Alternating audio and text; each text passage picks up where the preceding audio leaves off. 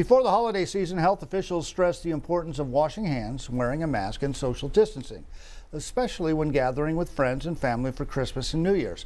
And since the beginning of the pandemic, ASU and the U of A created predictive models, warning us about those holidays. News 4 Tucson's Allie Potter has the story. Arizona health officials say their predictions are spot on. Now, the science showed us what was coming, and now we're living it. They ran a series of models making different assumptions. One of the assumptions was that the governor and Dr. Christ wouldn't make any new interventions, wouldn't do any new policy changes, and that's exactly the case. Nothing has really happened policy-wise, and ran the model out, and it predicted exponential growth throughout December and to the point where you're saturating hospital capacity. Will Humble with Arizona Public Health Association explaining how the prediction models work.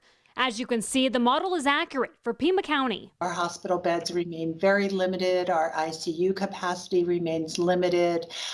We are ongoing using the surge line, which allows us to send people to other facilities if and when we do not have adequate capacity. Pima County Health Director Dr. Teresa Collin adds, the mortality rate is unfortunately on par. 1 out of every 1,000 residents of Pima County have passed.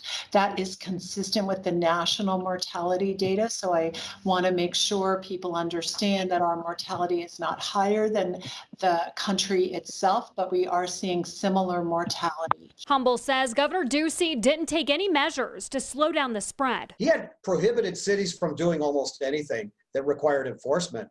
And he lifted that specifically for face coverings. And so that's a cop-out.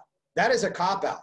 I mean, look, he could have let local jurisdictions handle this and not taken their authority away. Humble says Arizona will see another surge as the New Year numbers start coming in. And after that, the number of cases should hopefully decrease since the holiday gatherings are over. We've got you covered. Allie Potter, News 4 Tucson.